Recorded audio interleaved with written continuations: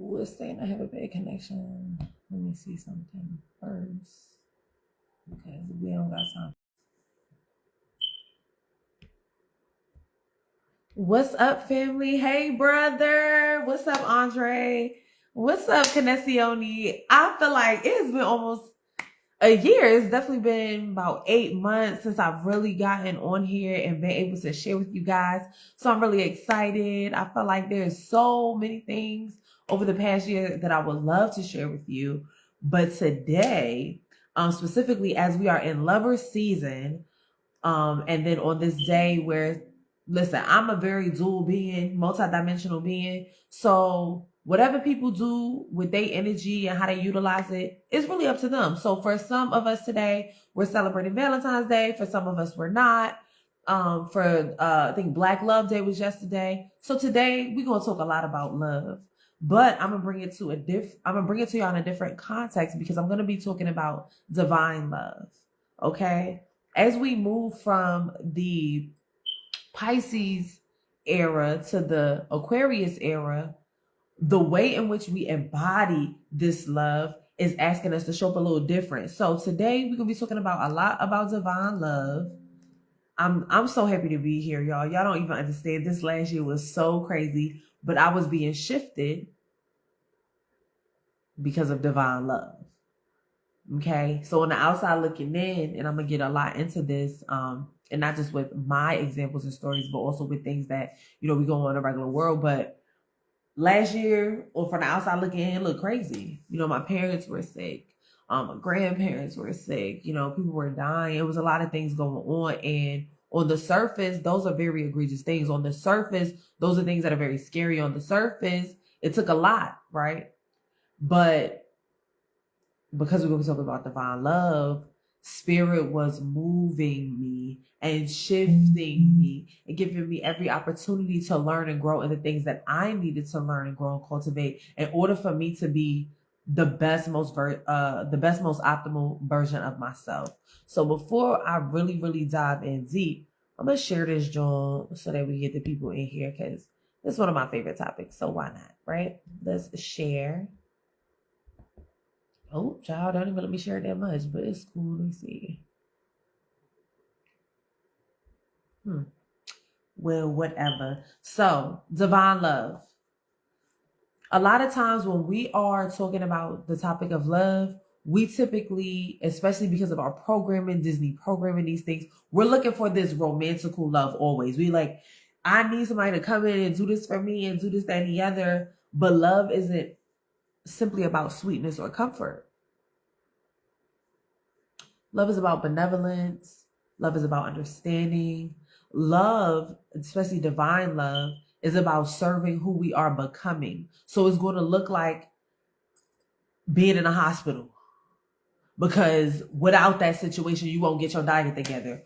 Or, it's looking like going through a fight with your partner so that you can address something that has been festering for a long time. On the surface, these things will look crazy. When a kid is trying to touch an outlet and you pop their hand, right? They like, this mo just popped my hand and that's crazy. But it's because you know something deeper. So when we talk about divine love, we're talking about God, source, Allah, the guy, creator, energy, universe, whatever you want to call it, higher self, spirit, whatever. Because it doesn't matter what you call it. It's the essence that is us. But this energy is serving who we are becoming. It's putting us in circumstances to help us grow and embody. Of course, we would like to be complacent. We would like to be the same, and we want others to also be the same, but we're forever changing. And so spirit is an assistance to that change and growth. And so even when things are disrupting our plans or breaking up our attachments or moving and shifting us, there is elements of divine love in this. The whole situation is really divine love because it is allowing us to address those things. So the higher self doesn't love you by keeping you small and safe. The higher self wants to expand you, grow you, help you remember yourself. If you want to stay the same, will it assist you in that? Absolutely, because that's love. And that's the thing. Whatever you want to do, you're going to be assisted in. So the minute I say I want a better job, I want a better job. When I get pulled into that office and I lose my job, now I'm mad. But probably wouldn't have been looking for the better job if I didn't go through the circumstances of having to lose the job, right? So that is what divine love is all about. Okay, so love isn't here to really preserve who we are, because then we would stay the same. Okay, it is to evolve who we are. And so the question to ask yourself a lot of times when we're going through something is, how does this evolve me? Like yesterday, and this is a real simple example. I ain't been pulled over in years. Hey, Alma. Yesterday, I was driving. I get pulled over. I was speeding. And although my ego was a little, he pulling me over, I asked myself, I said, in what ways do I need to slow down? In what areas? In what ways am I rushing? In what ways am I lacking patience? I allow the thing that's uncomfortable to serve me. That's love. You understand what I'm saying? Everybody was, I love using this example, but everybody was late for that 9/11 flight. They might have had an attitude on the way to the flight, but in hindsight, it's like, damn, like, that's really serving me. Okay? That's really growing me. And so that's what divine love comes to do. So there's a contrast between what we learn about romantical, fanatical love. I'm going to go into that. Fish love, temporary love, flower love, right? Because it's a big difference. Fish love is about appeasement. Okay? Flower love is about appeasement. This is sensual love. And so a lot of times when we're connected with another, we are seeking sensual love. We're seeking sensory stimulation to the 3D body. But divine love didn't send you that person for that. Let me not say only that. Divine love sends you that person to address all the ways in which we don't love. That's like one of my favorite understandings is that love is not the thing that shows me, oh, I could be loved. That's a beautiful thing, absolutely. And we deserve it. We're human, we're worthy, right? But when we're talking about internal, emotional, spiritual growth, love really shows us all the ways in which we don't love, in which the ways our beliefs may stop us from loving deeply. During the holiday season, number one, I grew up Seventh-day Church of God. So I already didn't grow up with a lot of holidays. So they was not super paramount to me. They wasn't super important. But as I got older, I got a daughter, these things. I want to give her everything I didn't have, right? But then I was like, man, this is all capitalism, whatever.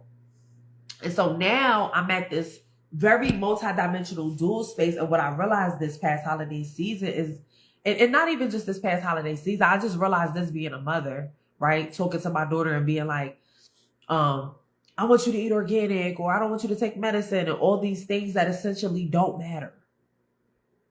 Yes, they matter in the 3D. Yes, they matter for health and wellness and all this stuff. But healing happens through love.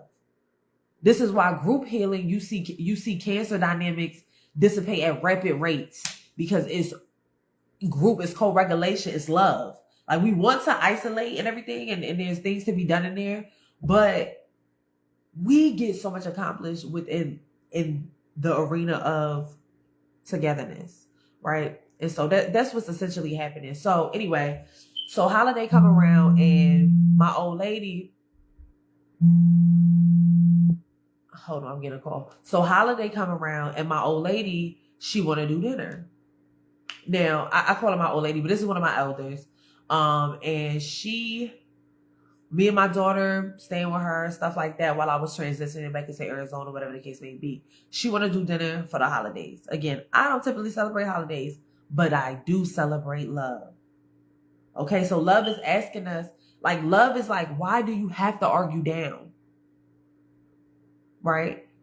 So over the holiday, that's what I was thinking. Is like, even though I don't celebrate holidays, right? I could say love is them seeing me and honoring the fact that I don't celebrate holiday.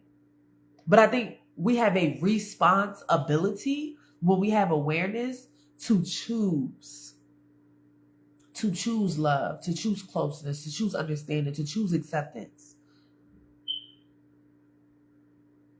Miss Barbara may not never accept me. She does, though. She's phenomenal. Just example. But she may never accept me. But if I have the awareness that I have, then I gotta show up with the love. She's in a walker. Barbara, don't cook. I got you. I may not celebrate holiday, but I celebrate love. And that is divine love. Okay? So divine love does not equal comfort or not synonymous with comfort, right? Benevolence is not synonymous with overdoing or indulgence. Or the premise of divine love is that the field is neutral and there's no bias. So there is love that soothes us, but there's also love that shapes us. And the love that shapes us is the reason why we're here. The love that shapes us puts us here to experience, because it's conscious energy. In order to know itself, one must become and experience those things. So if I've never experienced sadness, the impact and feeling of happiness, am I going to really have the comparison? No. So divine love is what shapes us. It got us here. So now we're going to go into those examples I want to talk to y'all about. So fish love. Okay, this is sensory and consumptive. So fish love says, yo, Michael, do you love fish? Oh, I love fish. I love fish. Would the fish say that? Because when we say we love fish, we ready to catch that thing, clean it up, fillet it, season it, fry it up. Do we love the fish, or do we love what it does for us? And the reason why I share these examples is because these are the examples that we have to walk out into the world. And this is how we are experiencing ourselves and others. We're not, even though everything is benevolent, we're not experiencing it as benevolent because we are very sensory stimulated. So again, fish love is saying, I love you because you fill me up. I love you because you validate me and soothe me and stimulate me, right? It's not evil. It's not evil to want to be filled up, but understand that it is need-based. Loving a fish because you're hungry, as soon as the fish is gone, you no longer love the fish. You're looking for the next sensory stimulation, okay? Same thing with flower love, right? We love a flower. Ooh, matter of fact, I got some flowers right here. Okay, matter of fact, look, that thing is beautiful, right? Because it's vibrant, right? And because it's colorful, and because it's making the space beautiful. But the minute that it dies, we don't hold that same appreciation, and so the love becomes conditional. Right? Oh shit, I'm not good at the game. Okay. The love becomes conditional, right? And it's nothing wrong with conditions, right? Because we do have the perspective of unconditional love does not mean unconditional tolerance, right? So you could love the heck out of somebody, but you don't gotta stick around. And I understand that. But I want y'all to really look at the lens of the minute something doesn't serve, we go into the worst case scenarios, or we want to erase, and this person was a bad person, and all these things. Where'd the love go? So divine love does not have this. Divine love is understanding. It doesn't have this. Matter of fact, I'm gonna do a piece for y'all. This is one of my favorite things. As I move from, like, we love flower because it stimulates our senses, you know what I'm saying? So do we love beings, or do we actually love what they do for us? And so I wrote this piece because, and many people may have already heard this piece. I've never done it in Canestioni though, so I'm gonna give it to y'all. But the premise of this piece is just to really engage our psyche with what we are taught about love, what we have seen, different ways to embody, and are we only tying love to the romantical, fanatical, physical intimacy, or are we remembering the divine love we are, the love that allows, the love that surrenders, the love that understands? So, let me see, quick. Okay, so they always asking about my love life, like what I love like. And I just be throwing up BP. Like, stop. Big Polly, like a gang member. That's my set. Because I love you. Yet I love me too. In ways in which I done found the all in me. So why wouldn't I see God in each and every one of you? Always been hand in hand with my demons, my shadows, my light, and my dark. So scared wasn't something I was ever going to do. I remember second grade. I used to like Jerry, Brian, and Mariah too. And the adults around me told me that that was impossible. Like, how I feel is not logical yet. These the same adults that find it hard to overcome relationship obstacles. So I had to birth a new paradigm because through me, all things are possible. See, what I saw was a lack of authenticity, expectations and conditions placed on other beings' humanity. And then I watched shame and blame play out. It was really insanity. And so I had to change the way that I walk. I had to do something that matched the way that I talk. Because I love you. So to be close, to love, to understand is to accept.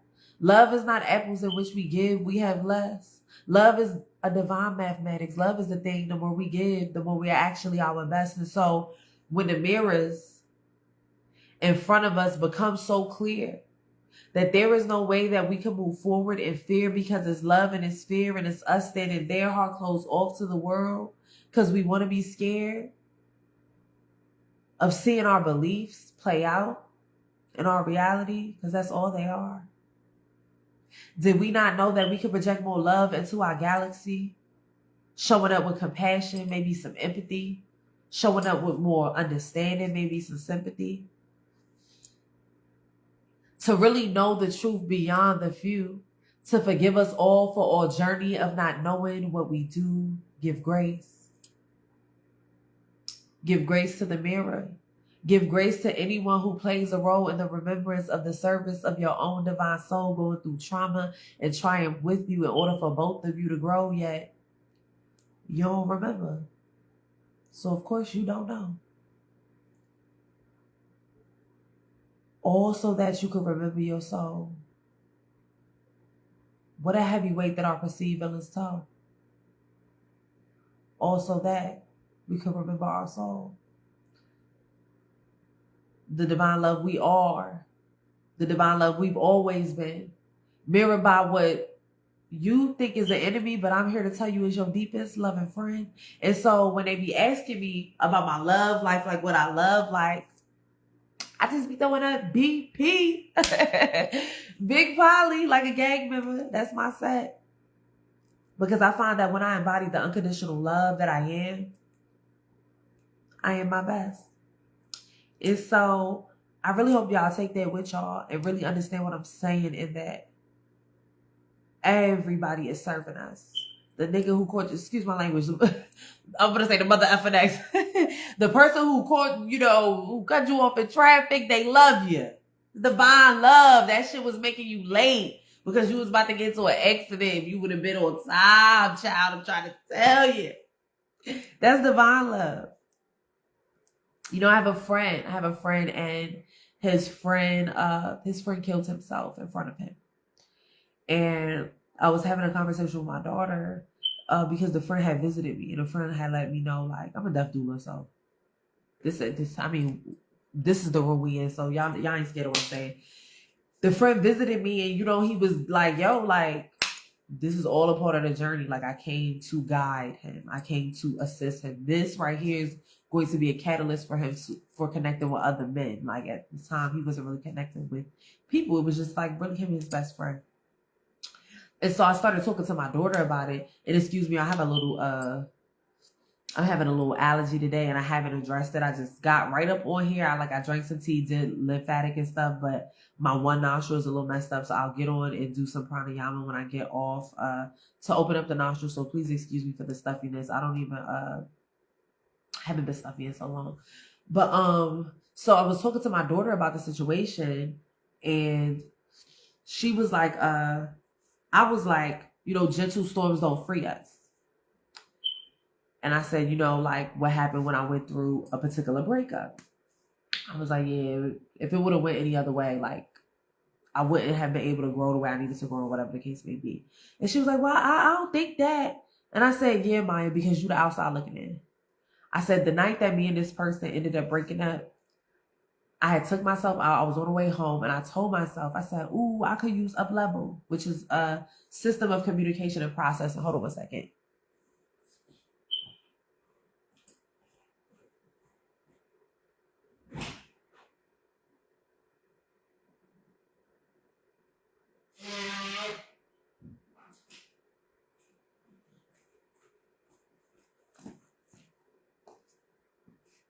Okay, so I was like, yo, I could use up level, you know what I'm saying? Which is a system of mirror work. I could say, hey, can you hold space for me? I could get myself soothed. I could see the lesson.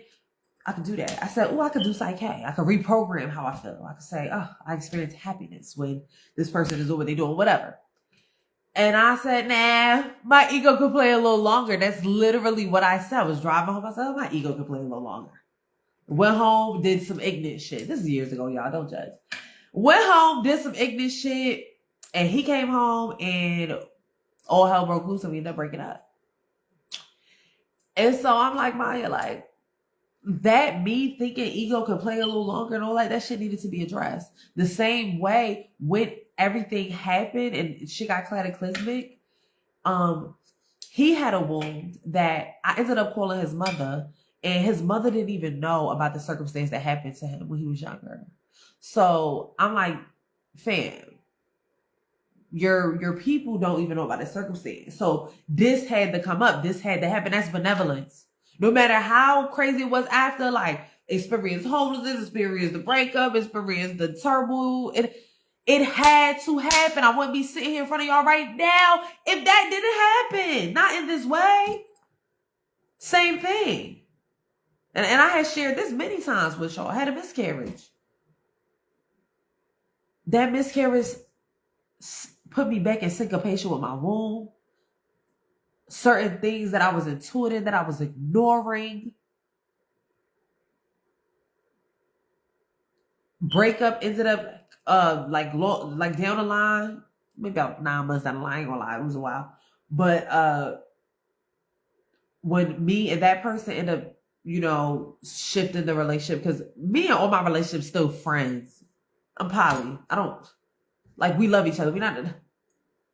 You have been here for my kid. I've been here for you and your kids. It's no point of, we family. Everybody's family. But that's how I do it, y'all. But anyway, me and him end up separating, whatever the case may be. I end up walking into one of the biggest opportunities in my life. End up meeting Tamara Chanel. That's my girl. Ended up me and my daughter living up in T's, acres of property up in Scottsdale. And then from there, again, exponentially changing my life. My parents started getting sick. I didn't know they were sick. And I was waiting on money. I was waiting on several $1,000s for a minute. And I was like, yo, I'm fucked. I can't do nothing. But I remember in March of last year, I was trying to book a ticket to go see my mom in May. And even though the money was on a card, I had a couple credit cards, couple debits, they all kept declining. I said, yo, what's up? I said, yo, it's something I'm not seeing. This is benevolence, y'all. This is divine love. It's something I'm not seeing, something that I'm going to need that money for.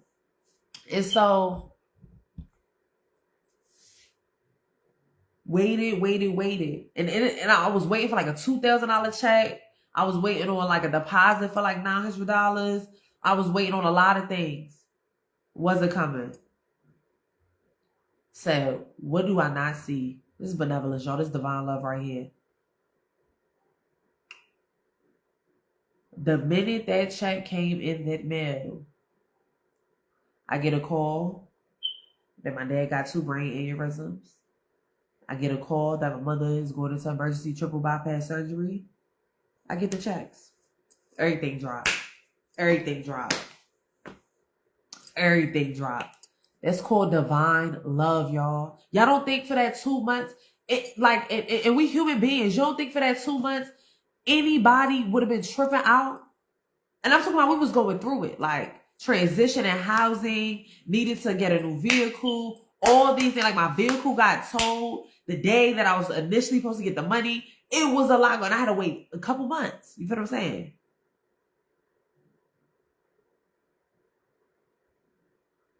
That's divine love, y'all. That's benevolence. That's the stuff you cannot see under the surface. That's love. And so we get this programming, right, from, again, our predecessors and those before us about what it should be. Y'all, everybody calling me today. Y'all, you don't even understand. I don't be getting calls like that. Or maybe I just don't answer, but I feel like I don't get calls like that. It's like everybody on here today. Divine love, right? I'm gonna call them back. But her doing that kind of messed me up. Anyway, divine love says, because I love you, I want you to live, grow, and become, even if it has nothing to do with me. Even if it has nothing to do with me. Real love does not ask, how do you serve me? Real love asks, how do I serve your becoming? And that's what Spirit is doing all the time, is serving our becoming. Okay? So, oftentimes, anyway, that's what I was saying. Our programming wants us to think that you're going to meet somebody and you're going to love them and they're going to love you. They're going to be with you forever. And if anything goes off of that little it's not love. But the thing is that everything in between and it is actually love. You have a limited belief about people not listening to you. So you get with somebody and y'all going through it. Y'all fall in love. Y'all fall in love. That wound of nobody listening to you has to come up, because that which loves you so much, your own soul, wants you to address that in collaboration with their own soul. And then both souls is actually just one. You have something you need to address. You create a person to address it. This is how in love with yourself you are. This is how in love God is with you. God is enamored with you. God wants you to grow. God wants you to embody. This is divine love. It's not that I'm with you every day. It's not that I'm with you as it's pretty. Divine love is endings that feel like tumultuous heartbreak to free you.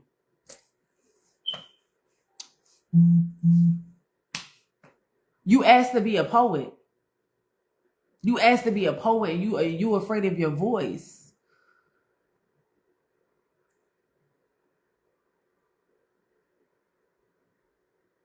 Your peoples invite you to an open mic, pick you up, this, that, and the other. They tell you do 2-3 pieces. You scared. Divine love put you there. You scared though. You scared. But divine love is like, oh, I got you. Let's activate that throat. Or let's activate that throat by sending you people in which you need to speak up for yourself. Or you need to express yourself. Or you need to say what you need to say. That's divine love. Again, divine love is, I want to work for myself. Yet my 3D physical ego animal body, all up in capitalism, won't leave. Divine love is breaking your leg. Divine love is losing that job. Divine love is shifting you. Doors you trying to force open, that you go in that door is death. You go in that door is things that will only serve you in a way that you will get another storm. I'm going to be just honest with you, because I'm saying everything is divine love. So even if you choose the route that you feel like, divine love is going to shift you. Divine love is people leaving. Divine love is paths collapsing.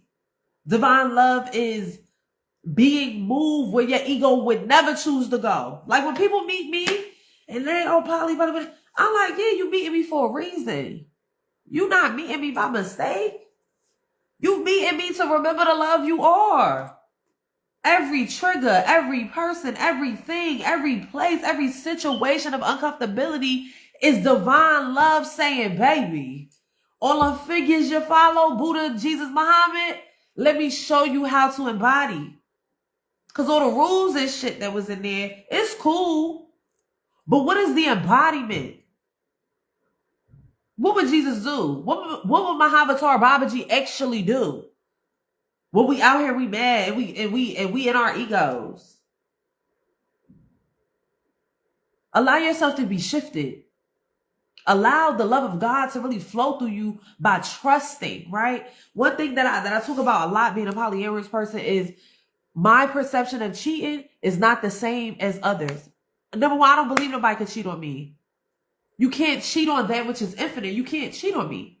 So if I feel some type, that is addressing the limitation I feel in my being. And because God loves me so much, God wants me to remember who I am.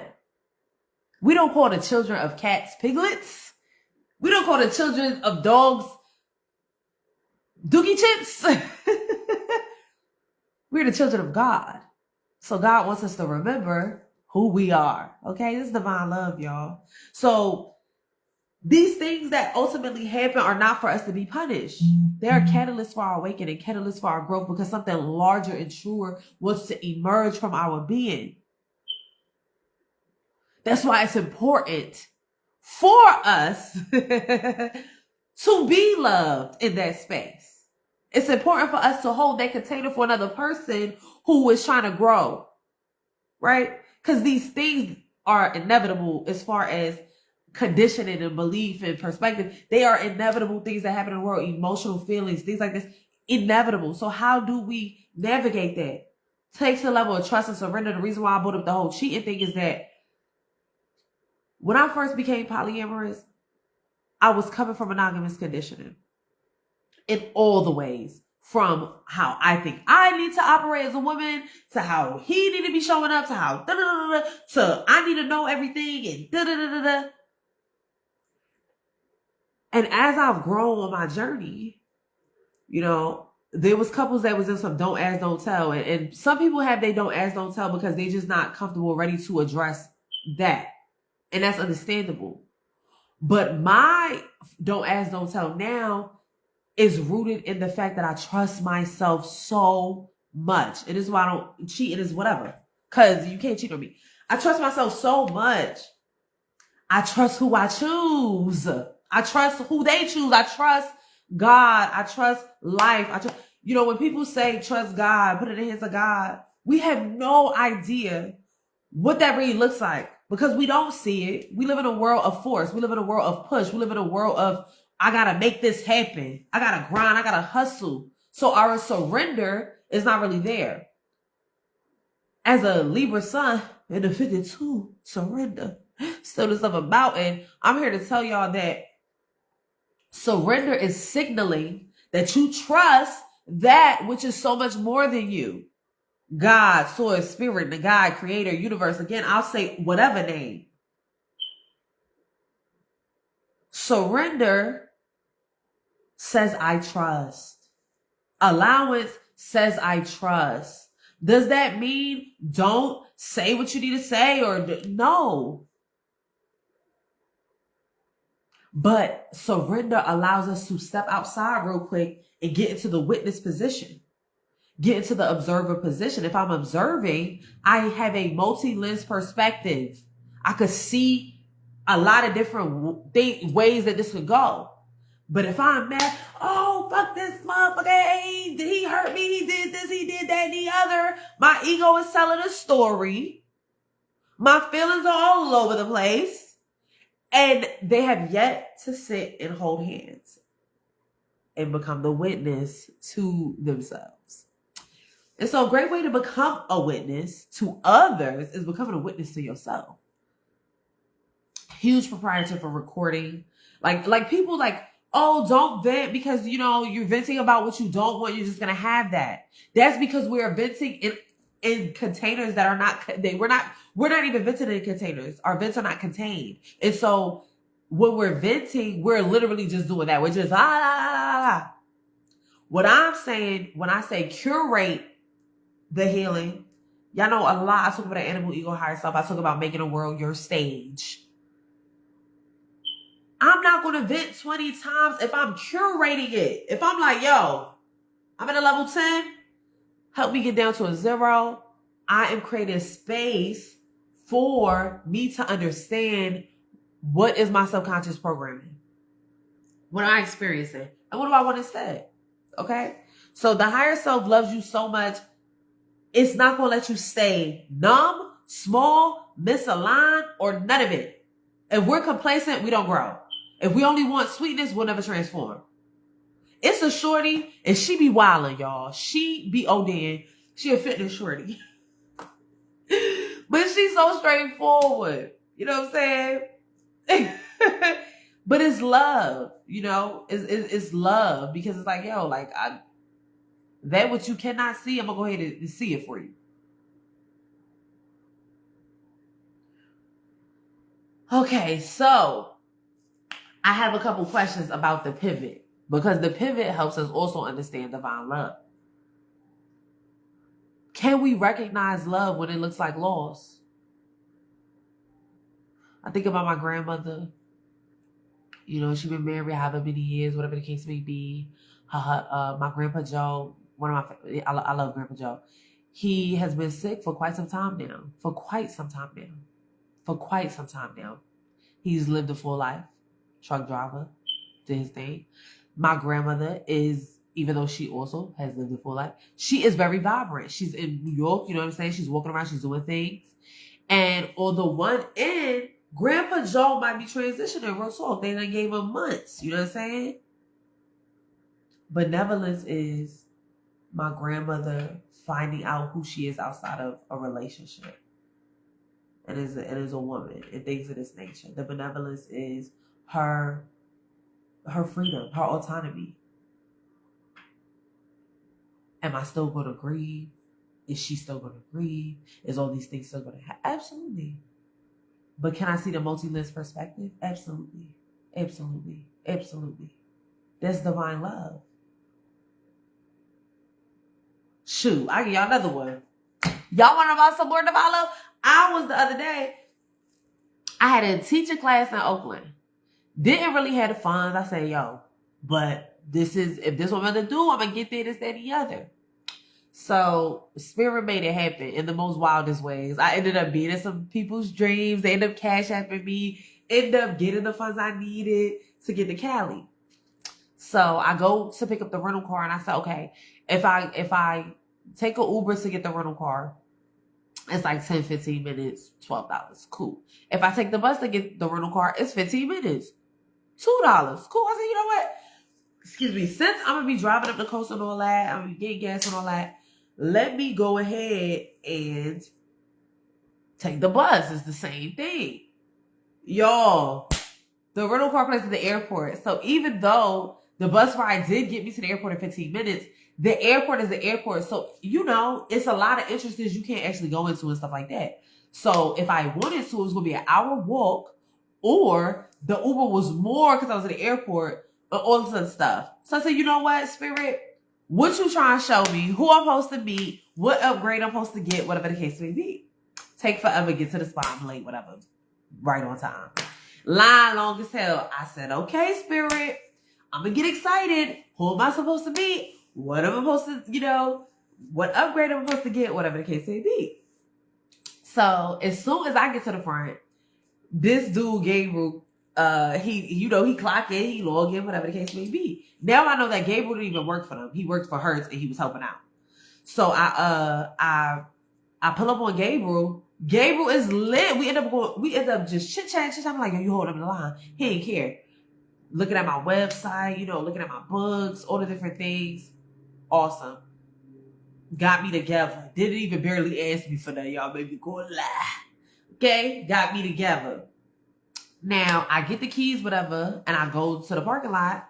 And when I get to the parking lot, the car that's supposed to be the car I'm supposed to be getting, is not in that spot. It's a whole other car. So I say, no problem. I walk to the window. I say, hey, it's a different car in the spot.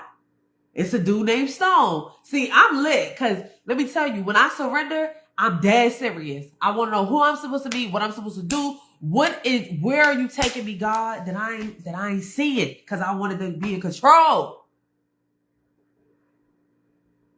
But it's I want the consciousness to drive my vehicle. So what's up? So I meet Stone. Stone like, yo, don't even worry about, I'm gonna upgrade you like twice. Went from like a compact to like a mid-size SUV hybrid. Okay. Got on the road. Up there, doing my thing. Left with no money, y'all. Mind you. But this is divine love, baby. I trust. Okay. So the drive up there at 12 hours easy. Nothing. Do it. Bop, bop, bop. Right? The drive back, I keep on like having to pull over, take a nap. I say, yo, what's up? I get back, menstrual cycle. You know what I'm saying? Supposed to return the car the next day. I got to teach a class. I said, man, the class is from 6 to 8. I'm supposed to return the car at 8. It ain't going to happen. I call. I say, how much to extend? They said like $35. I said, oh, that's nothing. It's declining, though, because the credit card had like deposit all the stuff on it, so it wasn't enough for the credit card. So I said, dang.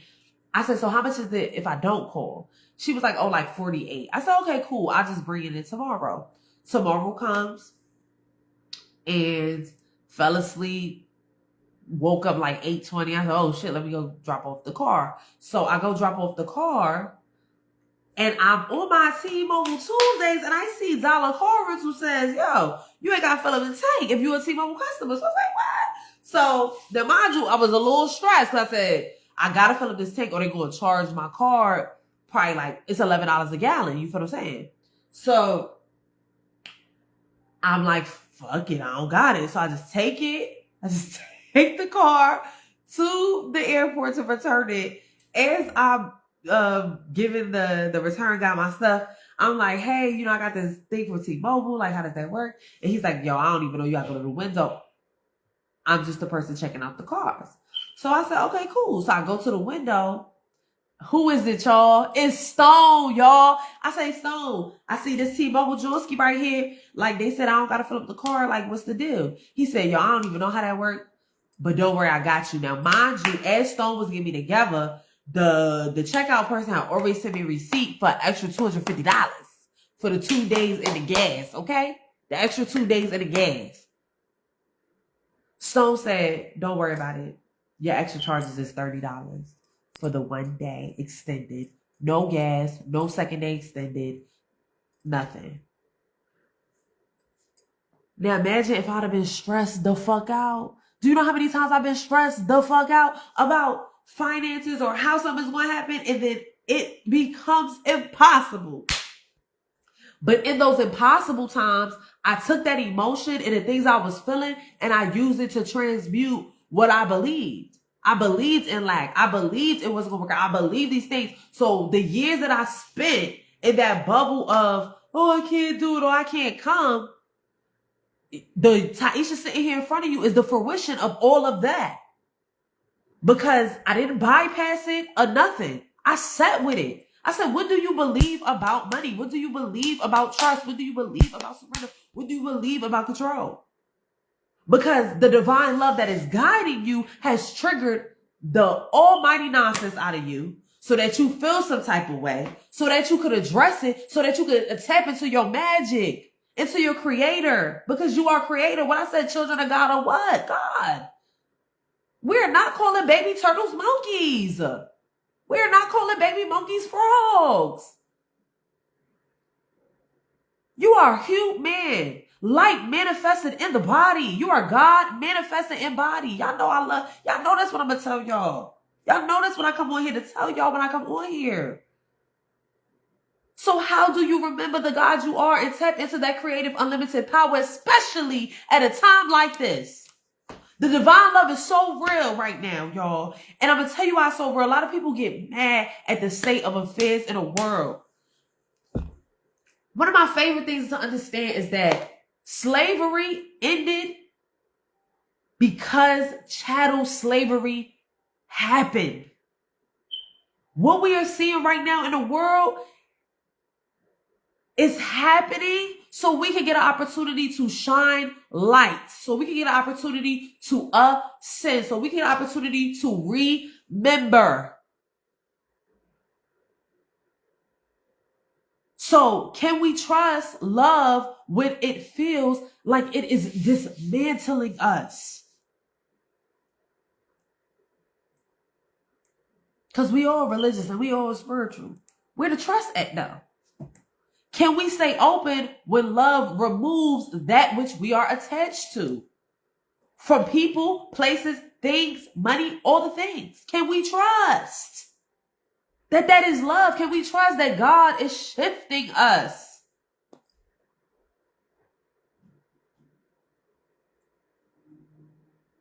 My homegirl, something happened and she ended up having to like pull off the side of the road. Like something happened on the side of the road. It was like a little dink, like a little bumper, a little fender bender.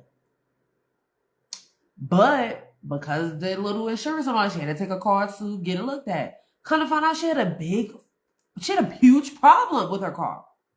That had nothing to do with the small little fender, the bumper that happened, fender bender that happened. It had nothing to do with that. She had a real issue with like her engine and stuff like that. And so, can we stay open? Because yes, sometimes love is the hug that you need. And a lot of times love is a hurricane that clears the forest so that new things can grow.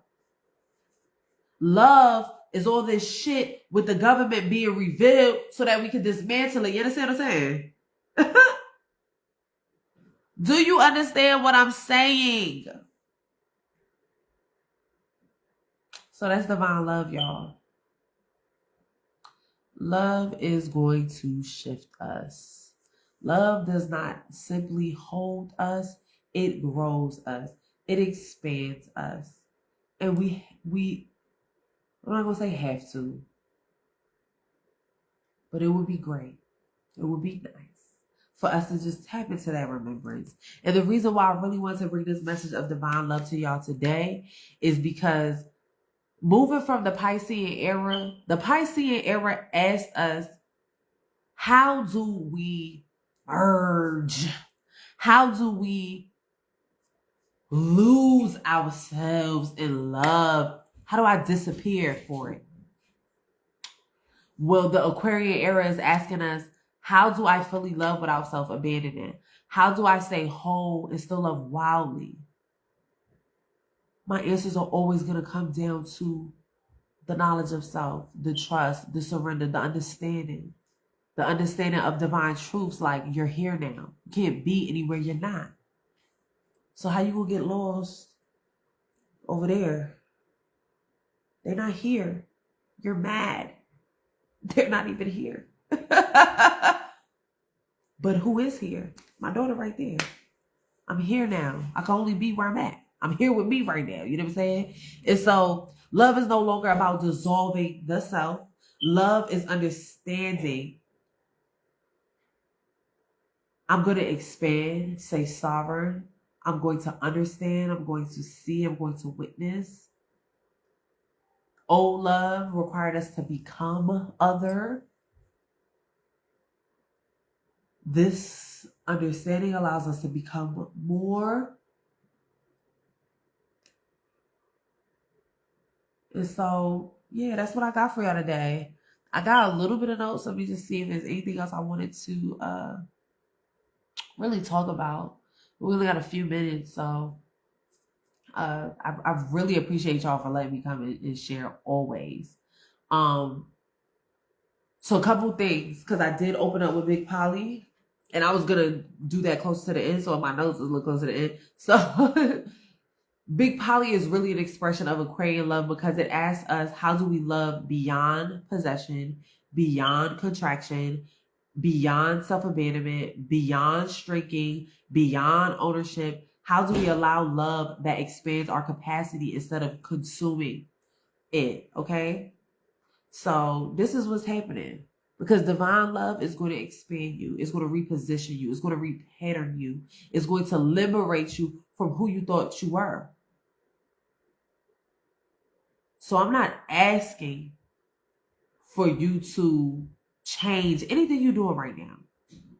I am asking you to address that which is in you so you can step outside and really observe what is happening when things happen. How does this liberate me? When somebody hurts you, when somebody cuts you off, when somebody's doing something, I want you to ask yourself, how does this liberate me? When you are feeling jealous, when you are feeling possessive, when you are feeling unloved and unworthy and all these uns, how does this liberate me from who I think I am? When I'm wanting to control, how does this liberate me? Empath narcissist arc. Empath narcissist arc.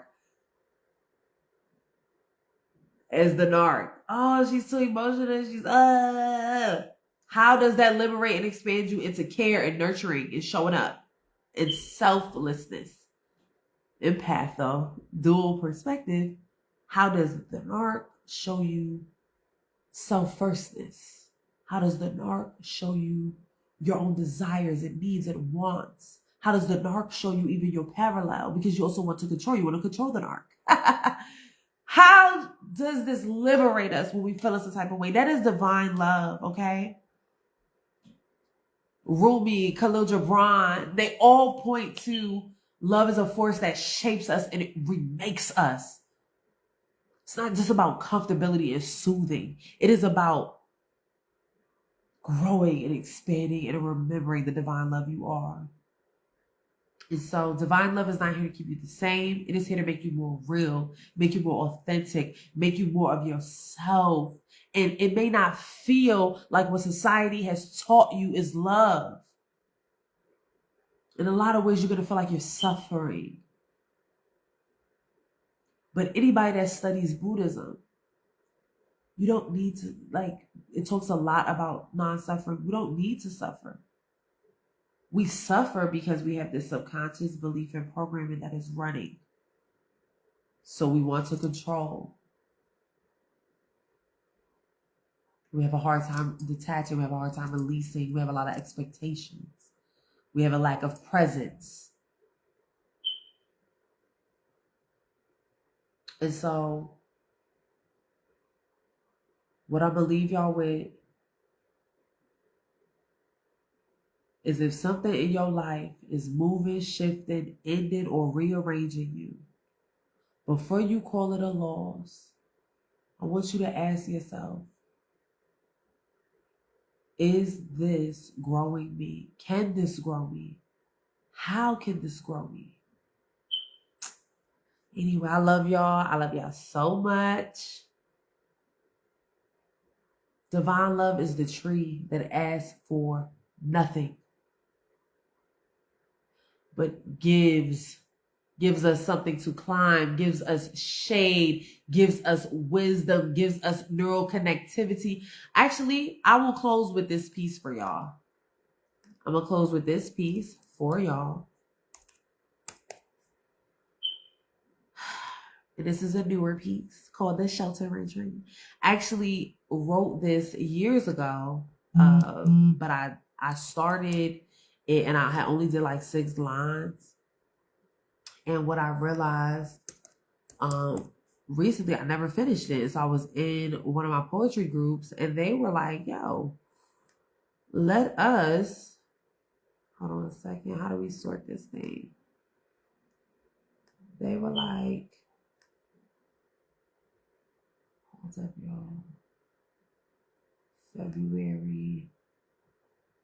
Here we go. It made me be like, you know what? I really, really, really need to finish this. So the initial poem wasn't nothing like this, but I'm sharing this with y'all. It is, again, it's new, so I'm gonna read from paper and English.